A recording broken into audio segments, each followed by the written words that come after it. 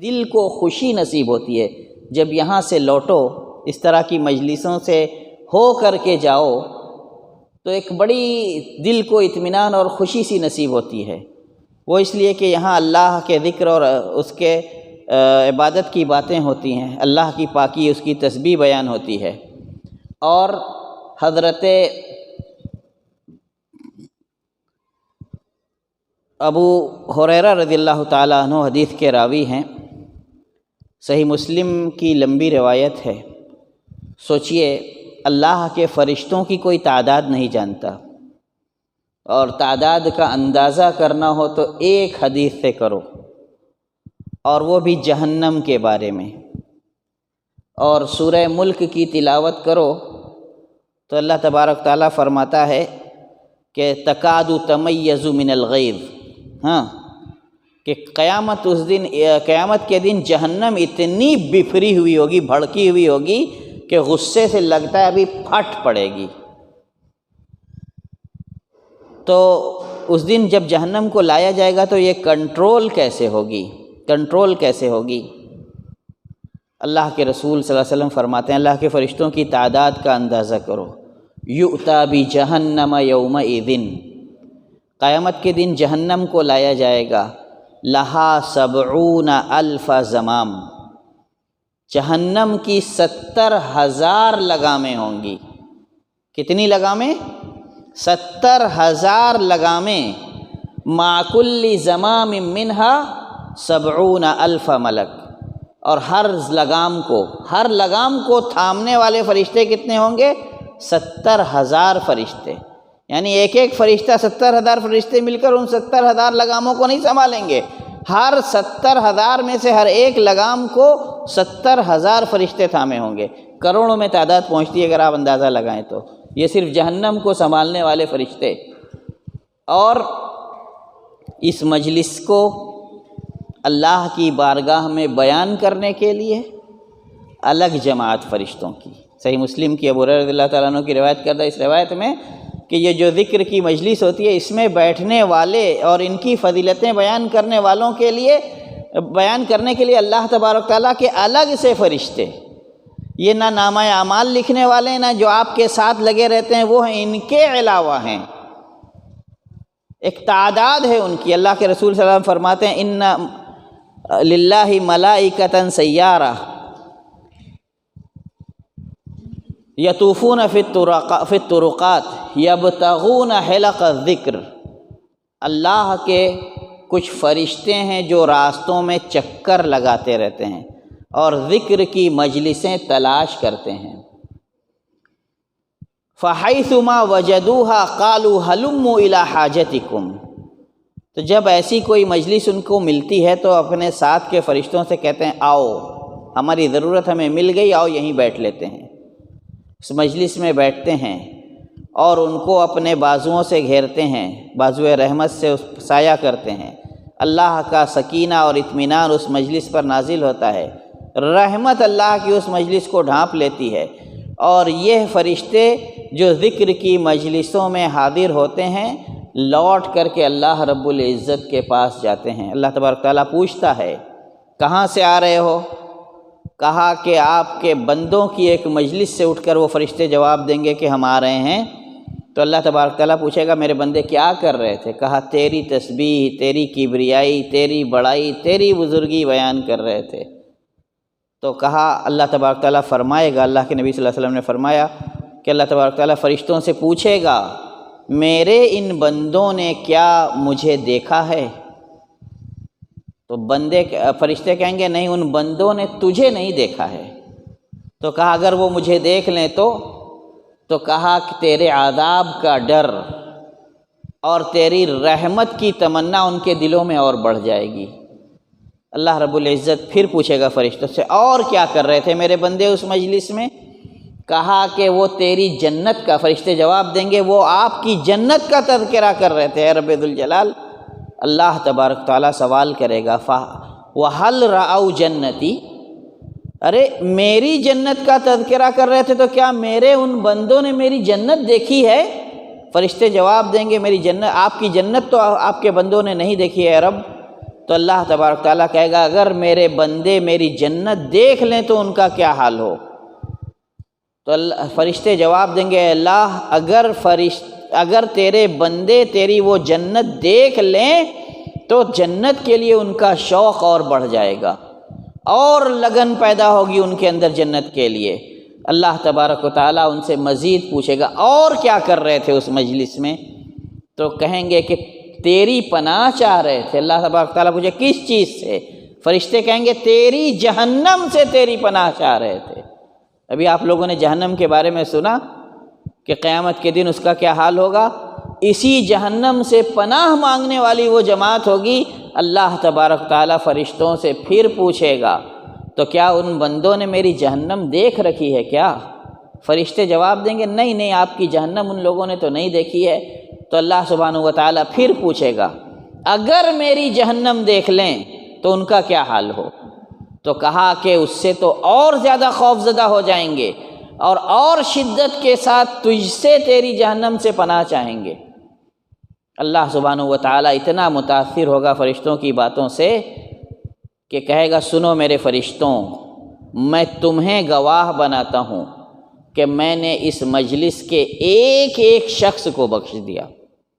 فرشتوں میں سے ایک فرشتہ اٹھے گا اور کہے گا اللہ سبحانہ و تعالیٰ ٹھیک ہے ساری مجلس والے ذکر کی مجلس تو لگائے ہوئے تھے لیکن ایک شخص ایسا بھی تھا جو کسی ضرورت سے آیا تھا، ان لوگوں میں سے نہیں تھا، وہ اپنی ضرورت سے بیٹھا تھا۔ اسی حدیث کی دوسری روایت میں کہتے ہیں کہ وہ فرشتہ کھڑا ہو کر کہے گا اللہ رب العزت وہ فلاں بس وہاں سے گزر رہا تھا، تھوڑی دیر بیٹھ لیا وہاں پہ، ان مجلس والوں کے ساتھ نہیں تھا۔ اللہ تبارک تعالیٰ فرشتوں کو پھر گواہ بنائے گا قد غفرت لہم کلہم، میں کہہ رہا ہوں میں نے ان سب کو بخش دیا، اور پھر اعلان کرے گا اولئک قوم لا یشقی جلیسہم، یہ ایسی جماعت ہے میرے بندوں کی جن کے ساتھ بیٹھنے والا بد نصیب نہیں ہوتا، سب بخشے جائیں گے۔ اور اللہ تبارک و تعالیٰ ان کے ذریعے سے اپنے ان بندوں کے ذریعے سے اللہ تبارک و تعالیٰ فرشتوں کے درمیان فخر کرتا ہے۔ حضرت معاویہ رضی اللہ تعالیٰ عنہ، ابو سعید خدری رضی اللہ تعالیٰ عنہ روایت کرتے ہیں کہ ایک مرتبہ حضرت معاویہ رضی اللہ تعالیٰ عنہ مسجد میں آئے اور دیکھا کہ کچھ لوگ بیٹھ کر کے ذکر و اذکار میں مصروف ہیں، تو پوچھا کیوں بیٹھے ہو؟ تو کہا کہ ہم بیٹھ کر کے اللہ کا ذکر کر رہے ہیں۔ تو انہوں نے قسم لی ان لوگوں سے اللہ ما اجلسکم الا ذاک، بس اسی بات نے تم کو روک کر کے رکھا ہے، اللہ کے ذکر کے لیے بیٹھے ہو؟ ان لوگوں نے بھی قسم کھا کر کے جو واللہ ما اجلسنا الا ذاک، ہاں بس ذکر و اذکار نے ہی ہمیں روک رکھا ہے۔ تو حضرت معاویہ نے فرمایا کہ میں تم سے اس لیے قسم نہیں لے رہا ہوں کہ تم پر کوئی الزام دھر رہا ہوں، بلکہ میرے جتنی کم حدیثیں کسی صحابی سے مروی نہیں ہوں گی جو اللہ کے رسول کی صحبت میں رہا ہو، اس کے باوجود بھی سنو، ایک مرتبہ اللہ کے رسول صلی اللہ علیہ وسلم بھی مسجد کے ایک حلقے میں ایسے ہی آئے، دیکھا کچھ لوگ بیٹھ کر کے اللہ کے ذکر میں مشغول ہیں، تو آپ نے بھی ان سے اسی طرح قسم لی تھی۔ پوچھا تھا کیا کر رہے ہو؟ کہا کہ ہم اللہ کی ہدایت پر اللہ کا شکر ادا کر رہے ہیں، اللہ کا ذکر کر رہے ہیں، اور اسلام کی جو ہدایت اللہ نے دی اس پر ہم اللہ کا شکر ادا کر رہے ہیں۔ تو اللہ کے رسول نے پوچھا تھا صرف اسی بات کے لیے بیٹھے ہو؟ قسم لی تھی ان سے، اور جب انہوں نے قسم دے کر کے کہا تھا کہ ہم بس اسی بات کے لیے بیٹھے ہیں، تو کہا تھا اللہ کے رسول صلی اللہ علیہ وسلم نے بھی کہ میں تم پر کسی الزام کی وجہ سے یہ بات نہیں پوچھ رہا، نہ تم سے قسم لے رہا۔ اتانی جبریل، میرے پاس جبریل علیہ السلام آئے ہیں، فاخبرنی، اور مجھ کو ابھی یہ بتلایا کہ ان اللہ عز وجل یباہی بکم الملائکہ، کہ اللہ تبارک تعالیٰ فرشتوں کے درمیان تم پر فخر کر رہا ہے کہ دیکھو یہ میرے بندے جس کے بارے میں نے کہا تھا کہ میں زمین پر اپنا ذکر کرنے والا ایک ایسا انسان پیدا کرنے والا ہوں، ایسی مخلوق پیدا کرنے والا ہوں جو میرے نام کو زندہ رکھے گی، دیکھو یہ میرے بندے میرے نام کو زندہ رکھ رہے ہیں۔ یہ گناہوں سے بخشش کا بھی ذریعہ ہیں، یہ ذکر کی مجلسیں انسان سے جو گناہیں سرزد ہوتی ہیں ان کا کفارہ بھی ہیں۔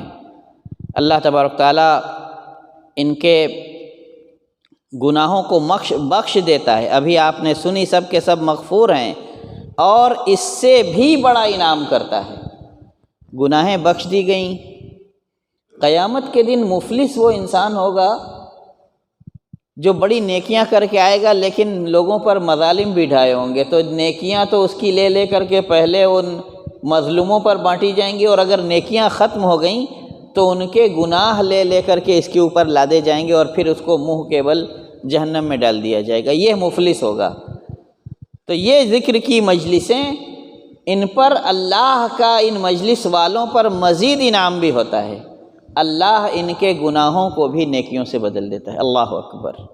مطلب اس طرح کی مجلسوں میں بیٹھنے کا فائدہ یہ کہ ہماری گناہیں بخشی جائیں، اور بخشنے کے بعد اللہ تبارک تعالیٰ ان کو نیکیوں میں تبدیل کر دے۔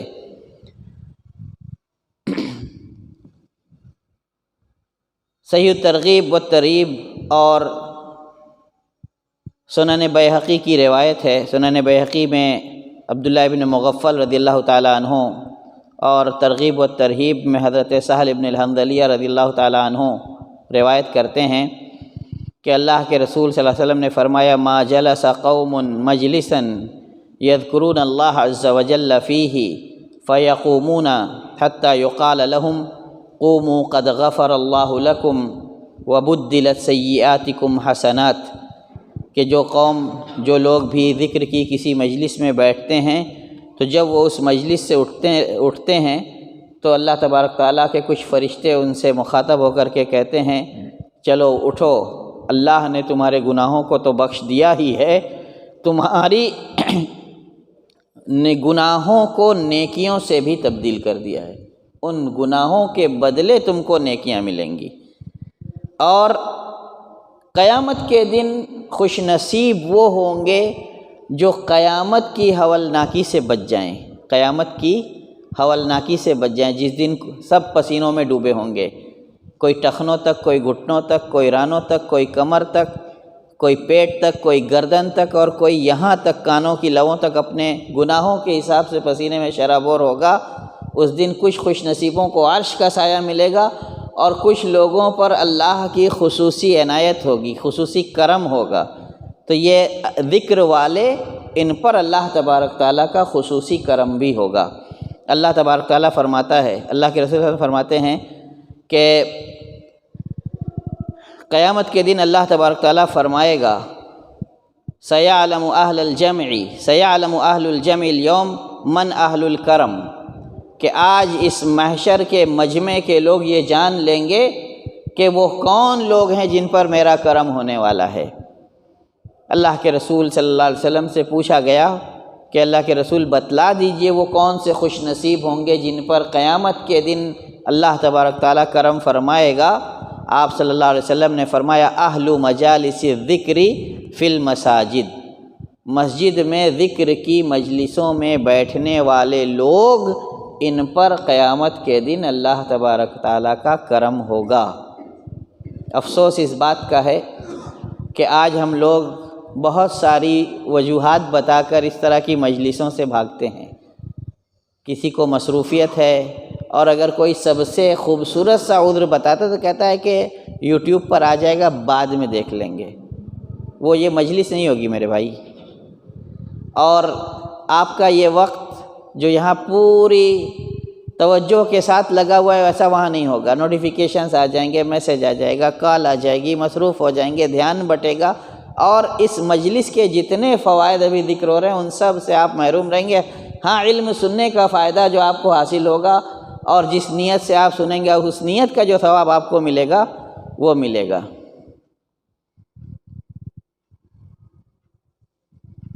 اللہ تبارک تعالیٰ فرماتا ہے: بندہ مجھ سے گمان قائم کرتا ہے تو گمان اچھا قائم کرے۔ بندے کے گمان کے مطابق ہی اللہ تبارک تعالیٰ اس کے شامل حال ہوتا ہے۔ ذہن سے جب ہم اللہ کو ذکر کریں اللہ کا، تو امید اچھی لگائیں کہ اللہ ہماری گناہیں معاف کرے گا، اللہ ہمیں نیکیوں سے نوازے گا۔ تو جب اللہ سے اچھی امید بندہ لگاتا ہے تو اللہ تبارک تعالیٰ بھی اس کے گمان کو سچ کر کے دکھاتا ہے۔ اور جب اللہ کا ذکر بندہ کرتا ہے تو اللہ بھی فرشتوں کی مجلس میں، جیسا بھی ہم نے سنا، اس کا ذکر کرتا ہے، اور اگر وہ تھوڑی سی اللہ کی عبادت کر کے اس سے قریب ہونے کی کوشش کرتا ہے تو اللہ تبارک تعالیٰ اس کو اپنے آپ سے اس سے زیادہ قریب کرتا ہے، ہدایت کے اسباب اس کے لیے آسان کر دیتا ہے۔ آپ دیکھیں گے جب آپ نیکیوں کی طرف چلتے ہیں تو ایک ساتھ کئی نیکیاں آتی ہیں، تو جب اللہ تبارک و تعالیٰ بندے کو محبوب رکھتا ہے اپنا، تو اللہ تعالیٰ اس کے لیے نیکیوں کے راستے کو آسان کرتا ہے، اور وہ اللہ کا مقرب اور پسندیدہ ہو جاتا ہے۔ ایک فائدہ اور ہے، ایسے لوگوں کو اللہ تبارک و تعالیٰ اپنی پناہ میں لیتا ہے۔ سوچئے، اللہ کے فرشتے جا کر کے بیان کرتے ہیں، اللہ ان کی گواہی پر آپ کی مغفرت فرما دیتا ہے، مزید آپ کی گناہوں کو نیکیوں سے بدل دیتا ہے، اس کے بعد قیامت کے دن اپنا کرم فرمانے کا وعدہ کرتا ہے۔ ایک مرتبہ حضرت ابو واقد اللیثی رضی اللہ تعالیٰ عنہ حدیث کے راوی ہیں، صحیح بخاری کی روایت ہے کہ اللہ کے رسول صلی اللہ علیہ وسلم صحابہ کو وعظ کر رہے تھے۔ ابھی میں بیٹھا ہوں ادھر تو میں سامنے پیچھے کی چیزیں دیکھ رہا ہوں اور آپ لوگوں کی ادھر پیٹھ ہے، تو ایسے ہی اللہ کے رسول جب صحابہ کو کچھ باتیں بتلا رہے تھے، 3 لوگ گزرے، تو 3 لوگوں کا 3 حال تھا۔ ایک تو ان میں سے چلا گیا، دوسرے نے جانا اچھا نہیں سمجھا، وہیں پیچھے بیٹھ گیا، تیسرے نے اس مجلس کو بہتر سمجھا اور جگہ دیکھ کر کے آگے مجلس میں جہاں جگہ تھی وہاں آ کر کے بیٹھا۔ تو جب اللہ کے رسول صلی اللہ علیہ وسلم وعظ و نصیحت سے فارغ ہوئے تو کہا 3 لوگوں کی بات میں ابھی آپ جو پیش آئی آپ لوگوں کو نہ بتلا دوں؟ صحابہ نے کہا ضرور بتلائیے۔ تو کہا کہ ان میں سے ایک وہ منہ پھیر کر کے گیا، اللہ نے اس سے اپنا رخ روشن پھیر لیا، رخ رحمت پھیر لیا، اور دوسرا شخص اس کو اللہ سے حیا آئی کہ ذکر کی مجلس چھوڑ کر جانا نہیں چاہیے، اس نے وہیں بیٹھ لیا۔ اللہ تبارک تعالیٰ کو اس کو گناہ دینے میں اور اس کے اجر کو ضائع کرنے میں حیا آئی، اللہ تبارک تعالیٰ نے اس کے لیے ذکر کی مجلس کا اجر متعین کر دیا۔ اور تیسرا شخص اس نے اللہ کی جانب پناہ لی، یعنی یہ گھس کر کے مجلس کے اندر آ کر کے بیٹھنا گویا اللہ کی پناہ میں آنا تھا، تو اس نے اللہ کی پناہ میں اپنے آپ کو لے کر کے جب خود آیا وہ، تو اللہ نے اس کو اپنی پناہ میں دے دیا۔ تو گویا یہ ذکر کی مجلسوں میں بیٹھنا اللہ کی پناہ میں آنا ہے، اور ذکر کی مجلس میں بیٹھنے والوں کو اللہ تبارک تعالیٰ کی پناہ حاصل ہوتی ہے۔ میں نے شروع درس میں یہی کہا تھا کہ کتنے لوگ ہیں جن کو یہ خوش نصیبی حاصل ہے، بہت سارے بندے ہیں اس کے، لیکن اللہ کے جو پسندیدہ بندے ہوتے ہیں اللہ تبارک تعالیٰ ان کو ہی اس نوازش سے نوازتا ہے۔ اور کیا ہے، ہر چیز کا فائدہ ہم تلاشتے ہیں، فلاں کام کر رہے ہیں کیا ہوگا، فلاں کام کریں گے کیا ملے گا، دنیاوی فائدے کے لیے ہم بہت تیز لپکتے ہیں۔ اللہ تبارک تعالیٰ اخروی فائدے کی طرف ترغیب دیتا ہے، سارعوا الی مغفرۃ من ربکم وجنۃ۔ ہاں، اللہ کے رسول صلی اللہ علیہ وسلم سے صحابہ کرام نے پوچھا تھا، عبداللہ ابن عمرو ابن العاص رضی اللہ تعالیٰ عنہما حدیث کے راوی ہیں کہ ما غنیمت مجالس الذکر، کہ یہ جو ذکر کی مجلسیں منعقد ہوتی ہیں اس کا غنیمت کیا ملے گا، بدلہ کیا ملے گا؟ تو اللہ کے رسول صلی اللہ علیہ وسلم نے فرمایا تھا غنیمت مجالس الذکر الجنہ، کہ ذکر کی مجالس کا جو مال غنیمت ہے وہ جنت ہے۔ دنیا مل جائے اگر مال غنیمت کے طور پر کچھ نہیں ہے جنت ملنے کے مقابلے میں، تو سوچئے ذکر کی مجلسوں کی کیا اہمیت ہے۔ ہم معمولی سمجھتے ہیں، ابھی ہم نے شروع میں سنا کاروبار کی برکت کا ذریعہ، اللہ کے یہاں رفع درجات کا ذریعہ، اللہ کی مغفرت کا ذریعہ، گناہوں کی بخشش اور گناہوں کو نیکیوں میں بدلے جانے کا ذریعہ، قیامت کے دن اللہ کے جود و کرم والے ٹھہرائے جانے کا عمل، اور مال غنیمت کے طور پر ذکر کی مجلس کے مال غنیمت کے طور پر جنت ملے، تو جب بھی موقع ہاتھ آئے، فرصت ہو اور اس طرح کی مجلسیں منعقد ہوں اور آپ سے قریب ہوں تو حاضر ہونے کی کوشش کیجیے، بیٹھیے، سنیے۔ اگر ساری باتیں آپ کو معلوم بھی ہیں تو ایک فائدہ نہیں، ہزاروں فائدے یہ تو مل رہے ہیں۔ اس سے قطع نظر کہ آپ ان باتوں کو جانتے ہیں یا نہیں جانتے ہیں، صرف حاضر ہونے کے اتنے سارے فوائد ہیں۔ اور اس کے بعد یہاں سے جو آپ علم لے کر جائیں گے، اس پر جو عمل کریں گے، اس کا ثواب اس پر مزید ہے۔ جس کو سکھلائیں گے اس سکھلانے کا ثواب آپ کو ہے، وہ اس پر عمل کرے گا، اس کو اس کے عمل کا ثواب ملے گا، اور آپ کو بھی اس کے عمل کا ثواب ملے گا۔ فوائد بے شمار ہیں، اللہ کے کرم کی کوئی انتہا نہیں۔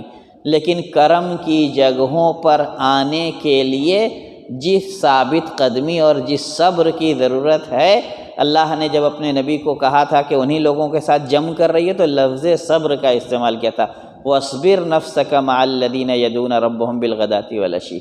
اے نبی، آپ اپنے آپ کو انہی لوگوں کے ساتھ مضبوطی سے جمع کے رکھیے جو صبح و شام تیرا نام لیتے ہیں، تجھے یاد کرتے ہیں، تیرا ذکر کرتے ہیں۔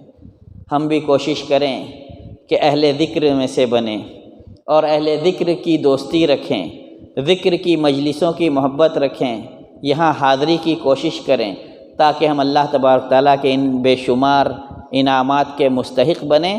اللہ تبارک تعالیٰ ہمیں ذکر کی مجلسیں منعقد کرنے والا، اللہ کا کثرت سے ذکر کرنے والا اور ذکر کے فضائل سے بہرور ہونے والا بنا لے۔ جب تک اس دنیا میں زندہ رکھ، اپنے ذکر سے ہمارے قلب و ذہن اور اعضاء و جوارح اور خاص کر زبان کو تر رکھ، اور ہمارا خاتمہ بھی ذکر پر ہو، افضل ذکر لا الہ الا اللہ پر ہو۔ اقول ما تسمعون واستغفر اللہ لی ولکم۔